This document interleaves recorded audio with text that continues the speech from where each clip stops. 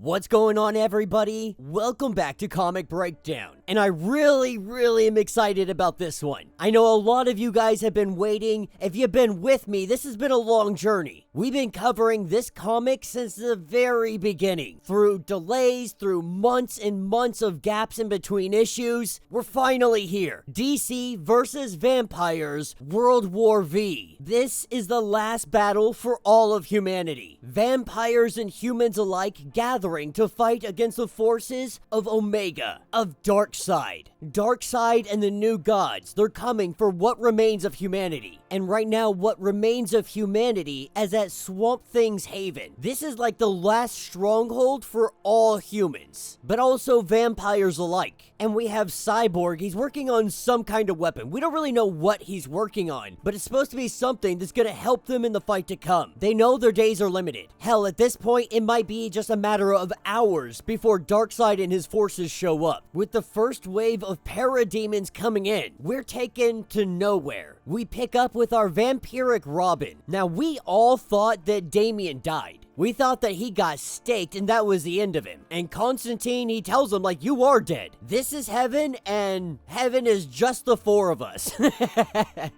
But Dr. Fate's like, this isn't actually heaven. You're in the House of Mystery. Just like they had done with Miracle and Barda's daughter. They did the old switcheroo. They switched out Damian and the baby. We all know Darkseid is said to be unkillable, all except by a member of his own family. This is where his granddaughter comes into play. Taking us down to the battlefield, we have the last fight of survival. Our last push to fight the dying of the light. From our vampiric Wonder Woman to Poison Ivy, we have a little bit of everybody here on the battlefield, and they're giving them hell. They're throwing everything that they have at them. This is all in an effort to get their machine up and running, what Cyborg has been working on. As they roll out their makeshift Gundam, the power source is the Flash, using his arms to give this thing life. We see that Wonder Woman throws one of her vampires into the machine, and it seems to feed it, to give it more power. And this machine, it spews out some kind of gas. This gas appears to be killing all the parademons. While the tides may be looking like they're turning in the favor of our heroes, we pick up at the House of Mystery. And what's happening is Damian's really training up this kid. In the House of Mystery, they can kind of control time. So they can move it forward, backwards, slow it down, speed it up, whatever they need to do. And Damian was trained by arguably the best there ever was. Which means Damian, he can spend the next 18 years here in the House of Mystery training this kid up, getting her prepared, turning her into a weapon. They prepare her for the day that she faces Darkseid. And at the battlefield, we see that their machine isn't working as they had thought. What this gas is supposed to do is reconstruct the vampire's DNA into infectious aerosol particles. This is supposed to overwhelm their alien physiology. And though technically it is working, they're not dying. Swamp Thing says that in its new form, it's really susceptible to the elements, with Swamp Thing once upon a time being a botanist, a molecular botanist. He has all the knowledge of Alec, which means he knows exactly what to do to ensure that this virus gets out, that it spreads, and it kills all the aliens. This is where we see Swamp Thing, he kind of takes over Mammoth. Mammoth sacrificing himself to the cause. And they throw Mammoth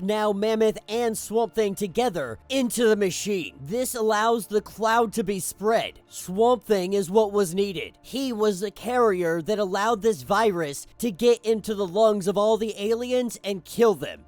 This is where our heroes press the attack. They throw everything that they have at it. And Darkseid is pissed. As he makes his way to the battlefield, this is where we see him apparently just squish Mary Marvel. Stepping right on her, all of our heroes turn their attention directly at Darkseid. Using Omega beams, using his fists, ripping people apart. It's an absolute bloodbath. And when all seemed lost, when our heroes had all fallen, that's when she arrives. the granddaughter of Darkseid. Now, Darkseid at first, he's like, there's no way. Like, this is supposed to be the final plan, a simple ruse. Checking in the box where his granddaughter is supposed to be, he opens it up to find Deadman. And in the same moment, he recognizes that he's been tricked. His granddaughter jumps. She takes her sword and she cuts right through the neck of Darkseid. Everyone recognizing that Darkseid is bleeding, and this is their opportunity. Barda, Supergirl, Wonder Woman, everybody jumps in. Seeing that Mary Marvel wasn't actually squished, she comes in and she helps finish it off. She pulls off the head of Darkseid. And with that, the day had been won. Victory was finally theirs. As Ra's al Ghul, aka Batman, begins to give compliments to Wonder Woman and some of the others, this is where Wonder Woman turns on them, rips into Batman's neck, and then she commands all of her vampires to slaughter everybody. And Supergirl, she's confused. Like, we were supposed to be allies. The war, but Wonder Woman tells her. She says that the war is over. Now, our war can resume. All of our forces assembled right here. Humanity can finally be defeated once and for all. This is where we see Supergirl. She grabs Alfred, aka Green Lantern, and they take off. They flee the battlefield. Getting a significant distance away, Alfred's like, what the hell are we doing? We need to go back and we need to fight. But Supergirl, she's like, no, we're ending this right here, right now. Now that I have a Green Lantern at my disposal, I need to know, how strong are your energy projections? How big can you make them? Because what I need you to do, I need you to make chains, and big ones. Anchor them into the earth as deep as they can go. As she takes the other end of them, Alfred puts them into the ground. She tells him, don't let them break. She grabs those chains, she flies into the sky, and with them anchored into the earth, she moves the earth. She moves the entire planet, and she forces the sunrise. Wonder Woman and her forces, they look at the sun. They recognize that their time has come to an end. Wonder Woman telling Oliver that the one thing she missed was the sunrise. And Wonder Woman has to ask, that we're both warriors. Did you ever think about what would you do if this war ever ended? And Oliver knows that this war itself, it never really ends. He'll carry every person that they lost, even Diana. This is where we see Ollie drive an arrow into her chest. And with the rising of the sun, what remains of our heroes, they stand, really in disbelief that this is finally over. But they know that a few vampires, they're gonna survive. They're gonna be out there. When asked what we do next, Oliver says that we get to work. And that is where this issue will end. So let me know what you guys think down in the comments. Now, there is a little bit more to this story. There's a little tidbit. It's the haunted tank story. It really doesn't have any huge significance to what's going on. Moreover, it's really just showing that after vampires fall, there's still pockets of vampire that they're out there hunting.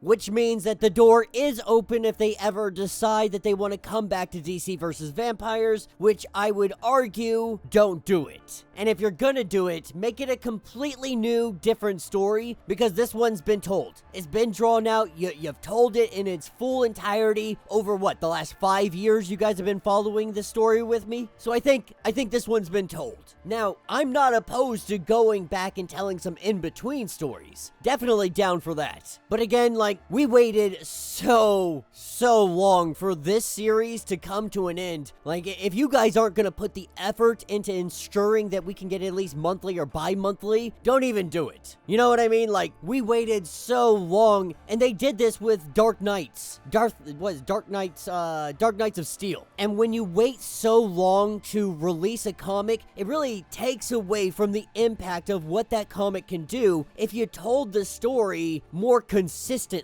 All in all, though, it wasn't bad. It was very enjoyable seeing everything unfold, seeing Darkseid arrive, you know, even having the granddaughter of Darkseid come in and just decapitate Darkseid. Absolutely brutal. I've always said that DC Comics, they know how to do Elseworld stories, and I think DC versus Vampires is one of the biggest testaments to that opinion of mine. But let me know what you guys think. Let me know your thoughts. Let me know your theories. If you want to get caught up on everything everything that happened with DC vs. Vampires. Check out the link in my description as well as the top of this video. It's gonna get you caught up on everything that has been going on with this series. If you would like to support the channel, you can always do so by joining the channel membership. This is a lot like Patreon, having a bunch of different tiers really does help out the channel tremendously, but if you're not able to do that, please do me the favor of subscribing to the channel, liking this video, hitting that notification bell, making sure you're hitting that new hype button. And with that being said, until the next breakdown.